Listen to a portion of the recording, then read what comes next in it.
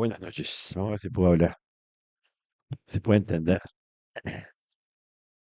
Busquen en la Biblia, Evangelio según San Mateo,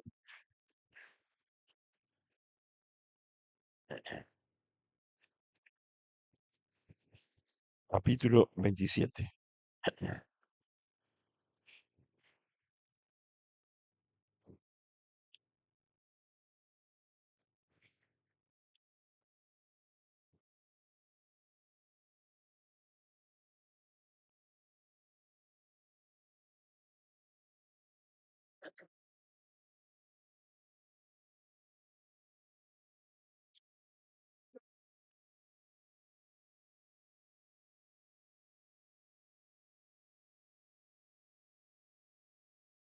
Dice así. Cuando llegó la noche, vino un hombre rico de Arimatea llamado José, que también había sido discípulo de Jesús. Entonces, este fue a Pilato y pidió el cuerpo de Jesús. Entonces Pilato mandó que se le diese el cuerpo. Y tomando José el cuerpo, lo envolvió en una sábana limpia y le puso en su sepulcro nuevo, que había sido labrado en la peña. Y después de hacer rodar una gran piedra, a la entrada del sepulcro se fue. Y estaban allí María Magdalena y la otra María delante del sepulcro. Ahora vamos a Lucas capítulo 23.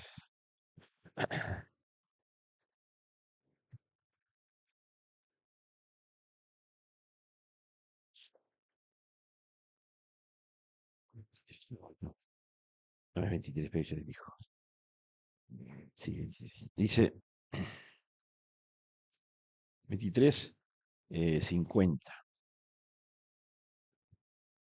Dice, había un varón llamado José de Arimatea, ciudad de Judea, el cual era miembro del concilio, varón bueno y justo.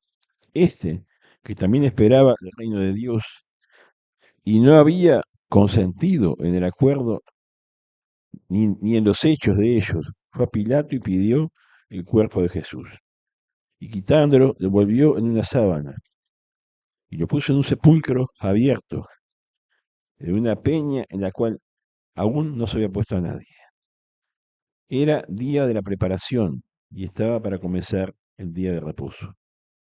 Y las mujeres que habían venido con él desde Galilea siguieron también y vieron el sepulcro y cómo fue puesto su cuerpo.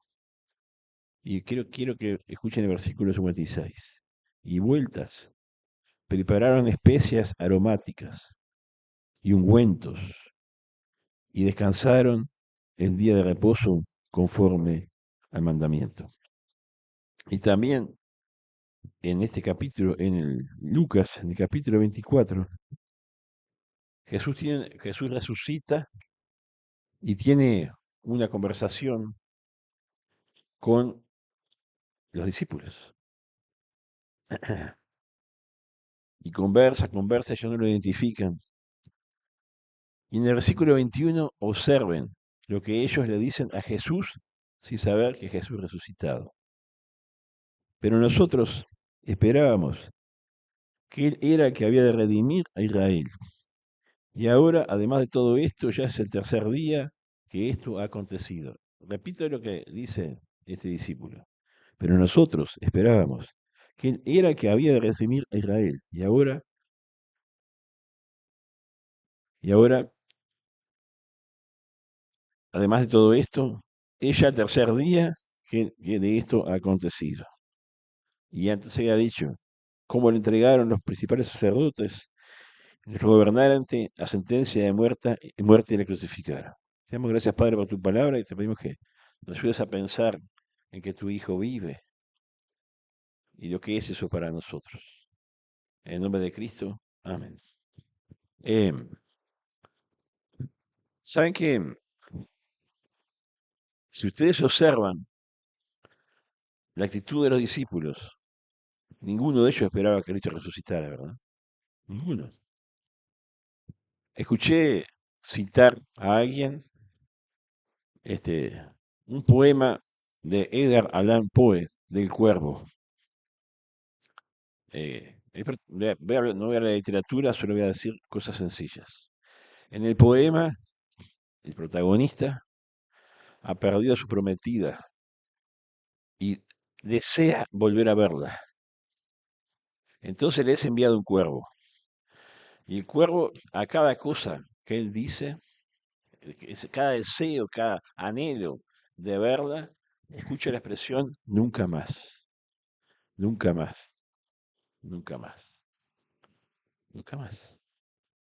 Porque el ser humano, ante la muerte, escucha esa voz, aunque no sea de un cuervo que dice nunca más.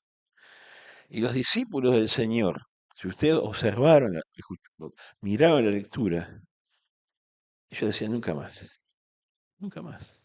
ya está.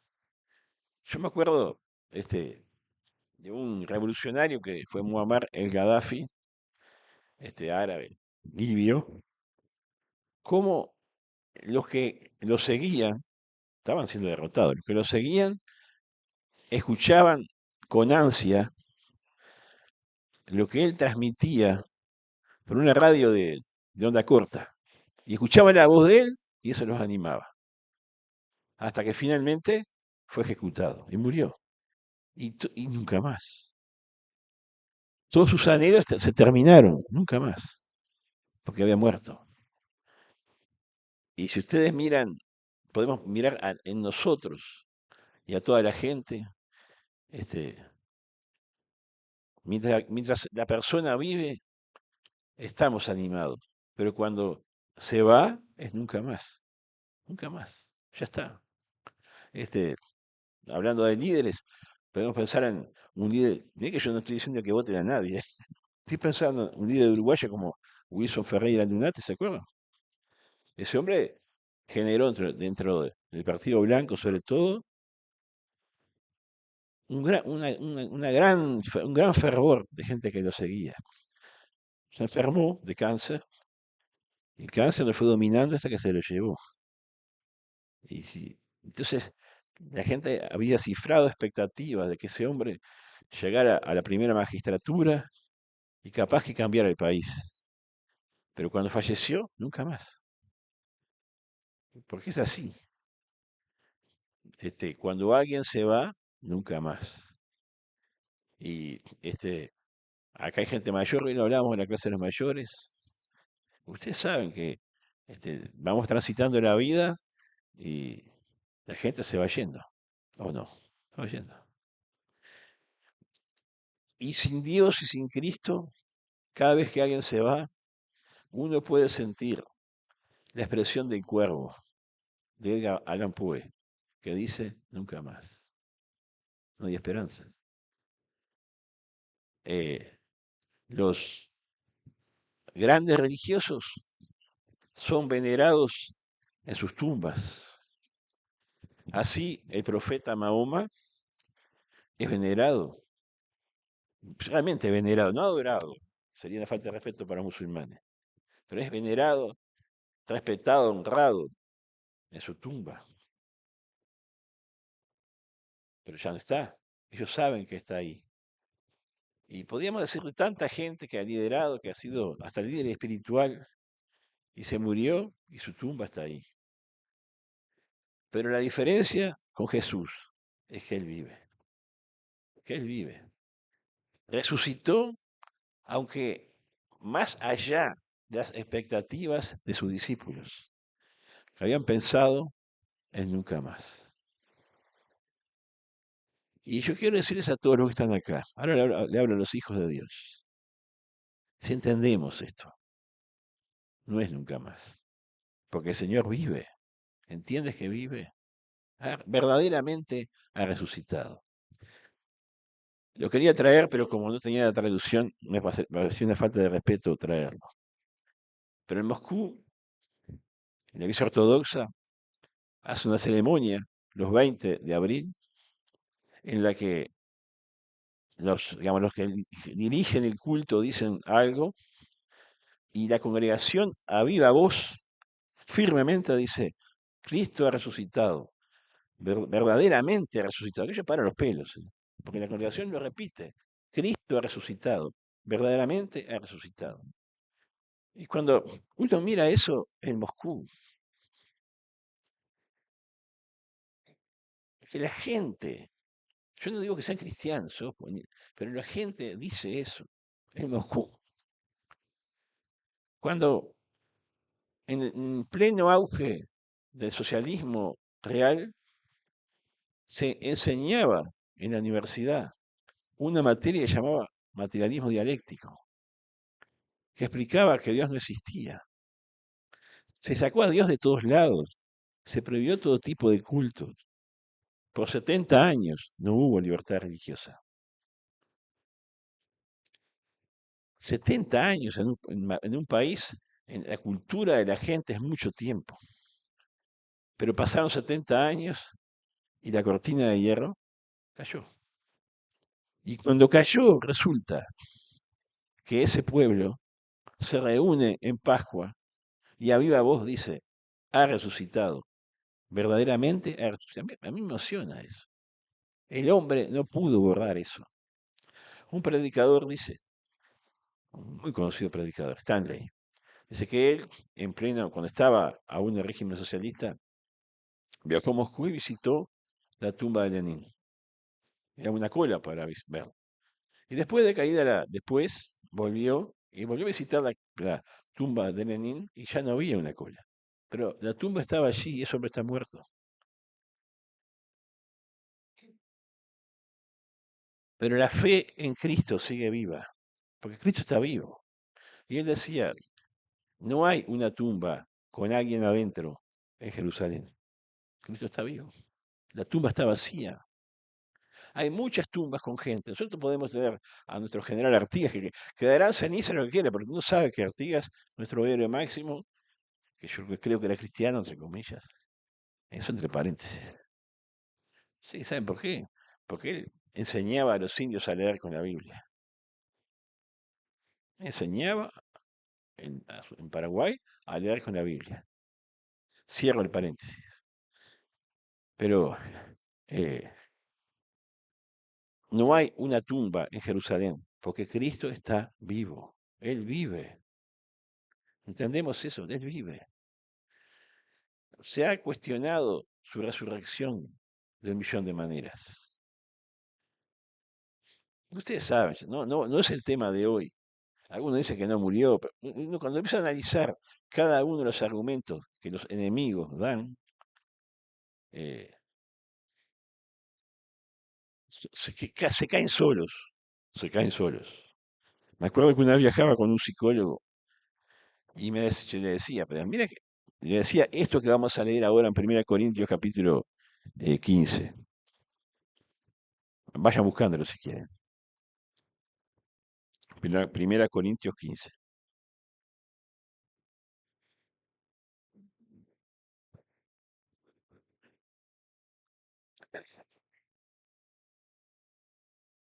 Disculpen la voz, pero bueno, no programé la gripe. Y fue muy sobre la hora para pedir a otro que predicara así. Eh, yo le decía, pero digo, mira que muchos testigos en distintas circunstancias vieron a Jesús y dieron su vida por eso, por testificar de que estaba vivo. Muchos testigos. Y él me decía, no, dice, puede ser, porque claro, no quiere creer, es muy conocido, yo no decía el nombre, pero es muy conocido, es amigo, además no puedo decir mucho más. Este, él decía, es una alucinación colectiva. No, si estudia lo que es una alucinación colectiva, no puede ser eso, ¿verdad? De gente que lo vio gente que no creía, a veces no creían, no creían. Cuando las mujeres lo vieron, que fueron, las primeras que vieron a Jesús resucitado fueron mujeres, fueron a dar la noticia de la resurrección. Los discípulos dijeron, están locas estas mujeres. Pedro y Juan fueron corriendo al sepulcro, pero sin creer. Después, claro, las evidencias fueron claras, lo vieron después. Y Tomás, uno de los discípulos, todos les decían, estuvimos con el maestro, está vivo. Y él dice, no, si no veo, no creo. Si no meto mi dedo en los agujeros de los clavos en las manos y mi mano en el costado donde fue lanceado, yo no creo. Y Jesús vino a él. Claro, cuando vino y lo tuvo de frente, él dijo, Señor mío y Dios mío. No sé si metió sus dedos en el agujero de los clavos y su mano en el costado, pero creyó y murió. Después, alanceado por dar testimonio de su fe. No era gente, ¿sabe que no era gente crédula? No era gente que esperara ver. Las alucinaciones siempre se dan en determinados lugares, ¿verdad? Donde estaba el finado, yo qué sé, estaba en un sillón fumando y de repente el familiar lo ve fumando en el sillón. O va por un corredor y lo ve ahí en el corredor. Cosas así, eso es una alucinación. Pero esto no era nada de eso. Jesús iba, conversaba con ellos, pescaba, comía con ellos. Era de mañana, de noche, al mediodía, a toda hora. No era una alucinación. Jesús resucitó. Dice así este pasaje que vamos a leer. 1 Corintios capítulo 15, versículo 3. Porque primeramente les he enseñado lo que asimismo recibí, que Cristo murió por nuestros pecados, conforme a las Escrituras, y que fue sepultado, y que resucitó al tercer día, conforme a las Escrituras, y que apareció a Cefas, y después a los 12. Después apareció a más de 500 hermanos a la vez, de los cuales muchos viven aún y otros ya murieron. Después apareció a Jacobo, después a todos los apóstoles, y al último de todos, como un abortivo, me apareció a mí, porque soy el más pequeño de los apóstoles, que no soy digno de ser llamado apóstol, porque perseguí a la iglesia de Dios. Y este hombre que escribe esto era enemigo de la fe, odiaba a los cristianos y odiaba esa confesión. Y Jesús se le aparece. Dice que en una luz tan grande que oscureció el sol. A pleno día el sol quedó opaco al lado de lo que era el resplandor de Jesús. Jesús vive, está vivo. ¿Lo crees? ¿Lo crees? Todos los discípulos, todos los apóstoles, sin ser Juan, murieron como mártires. Algunos se fueron más terribles por testificar esta verdad. Cientos, miles de personas en el siglo I, testigos de la vida, muerte de Cristo y resurrección, dieron sus vidas por testificarlo. Hay sobradas evidencias de que Cristo está vivo. Que Cristo está vivo. Por eso no tenemos por qué, pensando en Cristo, no tenemos por qué pensar como Poe escribe, nunca más. Porque siempre, porque sí, la esperanza de los cristianos es ver a Cristo. La Biblia, el tema de la Biblia, de toda la Biblia, desde Génesis hasta Apocalipsis, es la persona de Cristo. En el Antiguo Testamento se habla de que Cristo va a venir y de cómo va a ser y de lo que le va a pasar y lo que va a hacer. Viene los evangelios con su venida y el resto del Nuevo Testamento habla de las enseñanzas de la iglesia que fundó, de las enseñanzas que dejó y de que vuelve. Así como vino una vez, vuelve otra vez. Ese es el mensaje de la iglesia. El, el cristianismo no es un sistema de ordenanzas y mandamientos. Es la fe de una persona que vive. Si Cristo no viviera, de nada valdría. En este mismo discurso dice, ¿verdad? Si Cristo no viviera, no hubiera resucitado, somos los más infelices de los hombres, porque estamos sufriendo por ser cristianos por alguien que no está vivo, ¿verdad? Si Cristo no resucitó, entonces comamos y bebamos, que mañana moriremos. Dice en este capítulo 15. Si Cristo no ha resucitado, vivamos la gran vida. Total, si lo único que hay es esto, ¿para qué tener valores morales y éticos? Pero Cristo ha resucitado. Y entonces todo lo que ha dicho es verdad. Jesús repitió hasta el cansancio a sus discípulos lo que iba a pasar. Y ellos no escuchaban. Jesús le decía, es necesario que el Hijo del Hombre padezca mucho de los hombres, principales sacerdotes, que muera y resucite al tercer día. Los discípulos no escuchaban que iba a morir y mucho menos que iba a resucitar. Así eran los discípulos, como nosotros, bastante incrédulos. Sin embargo, las cosas pasaron como el Señor dice. Y realmente eso le da valor a todo lo que Él predicó, entre otras cosas. Yo soy el camino y la verdad y la vida. Nadie viene al Padre sino por mí. Nadie más le ha podido decir. Él dijo, yo soy la resurrección y la vida. El que cree en mí, aunque está muerto, vivirá. Él decía esas cosas. Y con su resurrección selló que es verdad.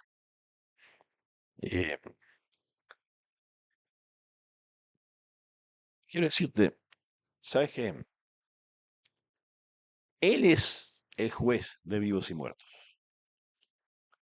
Todos los seres humanos vamos a comparecer delante de Dios. Y el que va a juzgar a todos es Jesús. Este Jesús que caminó humildemente en Palestina es el que va a juzgar a los vivos y a los muertos. A todos. O sea, a los que estén vivos ahora y a los que ya murieron. A todos. Todos nosotros vamos a comparecer delante del Señor. La única forma de salir libre de ese juicio, no sé si se oye porque se oye, es creyendo en Jesucristo. Que pongamos nuestra fe en Él ahora. Quiero decirte una cosa, porque sé que muchos fueron al liceo, algunos son antiguos como yo, y esto seguramente lo vieron. Este, pero en la mitología egipcia, cuando alguien moría, no sé si se acuerdan, tenía un juicio dentro de un tribunal en el cual estaba Osiris. Es una mitología. Mira que no estoy predicando religión egipcia. Entonces, había una balanza, ¿se acuerdan? Y para ellos el corazón era el centro de todo. Para los egipcios el corazón era el centro de inteligencia, las emociones y la voluntad. Entonces se ponía en un platillo el corazón y en otro una pluma. La persona que estaba siendo juzgada tenía que hacer una declaración negativa de que no había infringido 40 mandamientos. ¿Se acuerdan de eso? ¿Verdad? Sí, sí. Y si no había infringido 40 mandamientos, iba a pesar más la pluma que el corazón. Y entonces iba a tener este, el premio, digamos, de la vida que daba Osiris. Es una leyenda. Qué tarado eso. ¿Saben que todas las religiones son iguales? En el sentido de que para estar bien con Dios hay que hacer algo, hay que cumplir mandamientos. Y mucha gente cree, dice, cuando llega al cielo, bueno, Dios me va a pesar, si lo malo mío fue menos que lo bueno, me irá a perdonar. Podrá mandar un poquito al purgatorio, dicen algunos, pero voy a ser salvo, ¿verdad? Y va a evaluar, realmente yo no soy tan malo como el Guilla Amarilla, yo sé, ¿verdad, Guilla? No, no es así. Uno se trata de comparar a veces con otros y decir, yo no soy tan malo, pero Dios te va a juzgar. Y nadie pasa el juicio de Dios si trata de entrar en el reino de Dios por las obras personales. ¿Cómo? Sí. La salvación del alma, el perdón de los pecados, no es por lo que has hecho, porque los pecados nuestros pesan mucho y nos hunden en la perdición. Y el único que puede librarnos de ese juicio es Jesucristo, que estuvo en la cruz justamente por esos pecados tuyos y míos, y murió por ellos, para limpiarnos de ellos, liberarnos de ellos, para poder levantarnos y llevarnos a la presencia de Dios. Uso la imagen de los egipcios. Sí, el, el Señor, si creemos en Jesucristo, a pesar de que somos muy pecadores y hemos fallado muchísimo, nos volvemos inocentes, justos, por lo que Dios ha hecho. Para eso murió Cristo. Él dijo que lo iba a hacer. Él dijo que lo iba a hacer. Él anunció que lo iba a hacer. Pero quedó sellado de que era verdad después que Él resucitó. Dice la Escritura, el que cree en el Hijo tiene la vida. El que rehúsa creer en el Hijo no tiene la vida, sino que la ira de Dios está sobre él. Dice Pedro predicando, Jesucristo, y no hay ningún otro nombre dado a los hombres debajo del cielo en que podamos ser salvos en el nombre de Jesucristo. Jesucristo te toma a ti, pecador, a mí, pecador, si creemos en Él y nos limpia de lo que somos y nos presenta perfectos ante nuestro Dios. Y lo puede hacer porque vive. ¿Sabe? Cristo en la cruz ofreció un gran sacrificio, su propia vida, para salvarnos a nosotros. ¿Cómo sabemos que el Padre aceptó ese sacrificio? Porque resucitó. La resurrección es el sello de que la obra de Cristo realmente fue eficaz, es eficaz, ¿verdad? Por supuesto que fue en una obra de la Trinidad, no entra en el tema de la Trinidad, ¿verdad? El Padre dio al Hijo para morir por nosotros y el Espíritu Santo obró para que se pudiera entregar. Pero eso es otra cosa. Entonces, eh, Jesús está vivo. Lo reitero 1000 veces, vive. Cuando cuando llega la noche de las angustias, de las cosas que nos pasan en la vida, recordemos que nuestro Salvador vive. Él vive. No creemos en una idea, no creemos en un rito, no creemos en una religión, creemos en una persona. El cristianismo es una persona. Si Jesucristo no estuviera aquí, de nada vale todo lo que podamos nosotros hacer. Mucha gente se reúne para hacer obras de bien. Capaz que lo hace mejor que nosotros. Mucha gente tiene altos valores éticos. Capaz que lo tiene más que nosotros. Pero todas esas cosas delante de Dios son como nada. Lo único que vale delante de Dios es lo que Cristo hizo en la cruz. Y Él puede recibirte ahora porque está vivo, sentado a la diestra del Padre, para salvar a todos los que por fe se acercan a Él. La pregunta que te hago, ¿has creído en Él? No si has creído en la religión, no si no si, mira, en esta iglesia tiene muchos defectos. No, no te hablo de iglesia ni de religión. Te hablo de si conoces por la fe a Jesucristo, si has confiado en Él, si Él es tu Salvador. Este, yo siempre cuento, muchas veces cuento un testimonio personal. Este, cuando recién me convertí, tenía dudas de si yo era salvo o no, si realmente Dios me había perdonado o no. Entonces iba a mi casa, acostaba en mi cama y miraba así para un rincón allí y le decía a Jesús, Señor, tú sabes que yo creo en ti. Qué tranquilidad. Tú sabes, Señor, que yo creo en ti. ¿Me entienden? No le decía, tú sabes que soy bueno o que he hecho esto y el otro. No, tú sabes, Señor, que creo en ti. Tú puedes decir lo mismo. Tienes que creer en Jesús. Jesús es el Hijo de Dios, el único que salva. Bueno, que el Señor bendiga su palabra.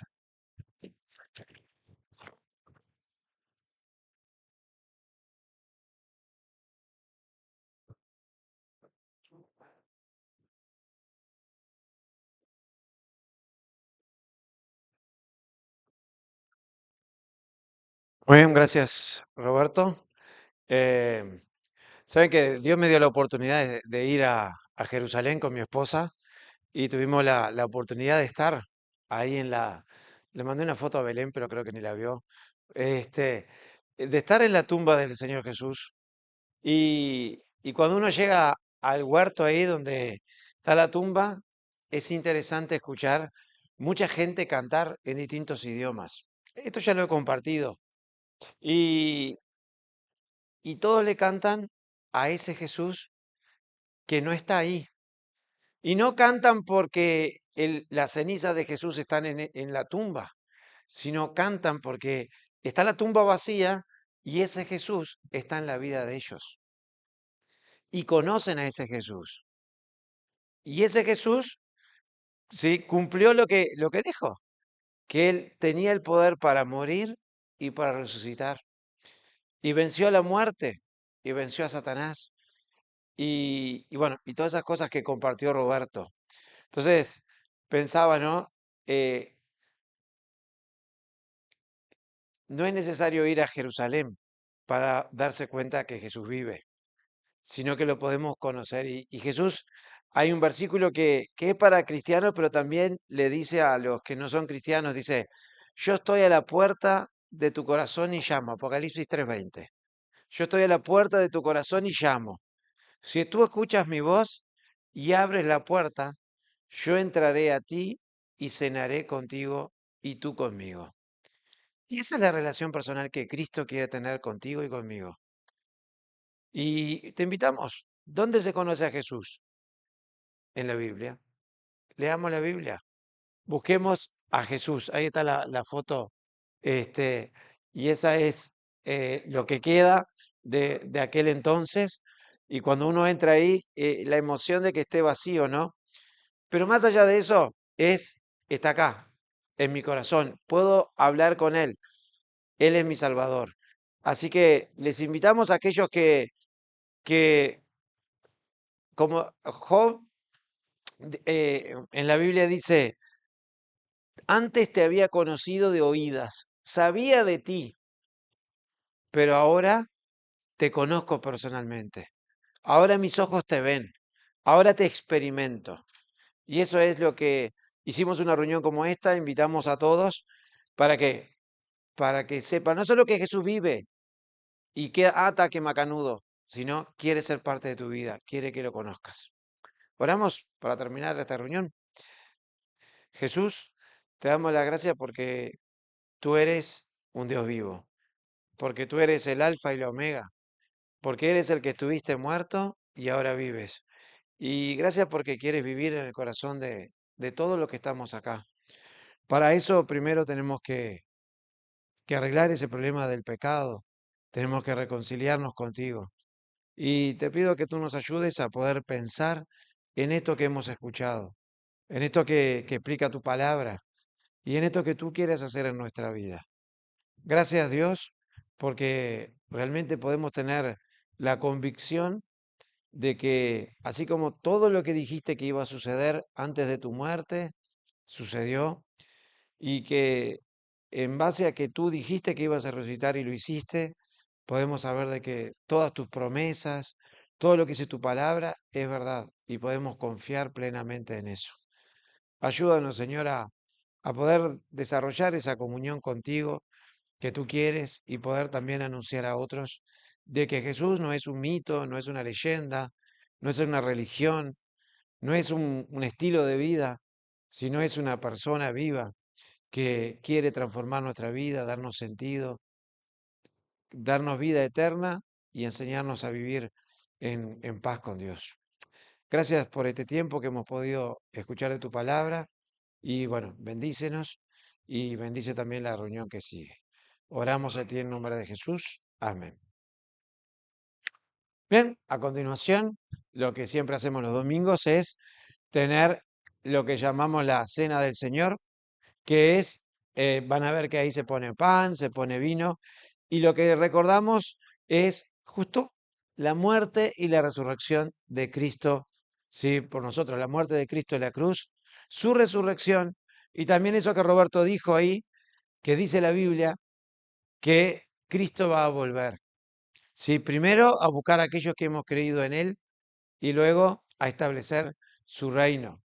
¿Sí? Y también a juzgar. Así que eso es un poquitito lo que vamos a hacer a continuación. Los horarios de las reuniones, los martes a las 20, reunión de oración, los viernes a las 20, estudio bíblico, los sábados a las 6:30 de la tarde, reunión de adolescentes, puede ser acá, allá en la canchita o acá. Los sábados 20:30, reunión para jóvenes. Los domingos a las 10:15 de la mañana, la escuela dominical, que es clases para todas las edades. Y bueno, los domingos una reunión similar a esta. Y a continuación, la cena del Señor. Así que a los que se tengan que ir, buena semana, bendecida semana. Y a los que nos quedamos, les invito a pensar y preparar nuestro corazón para lo que vamos a hacer a continuación.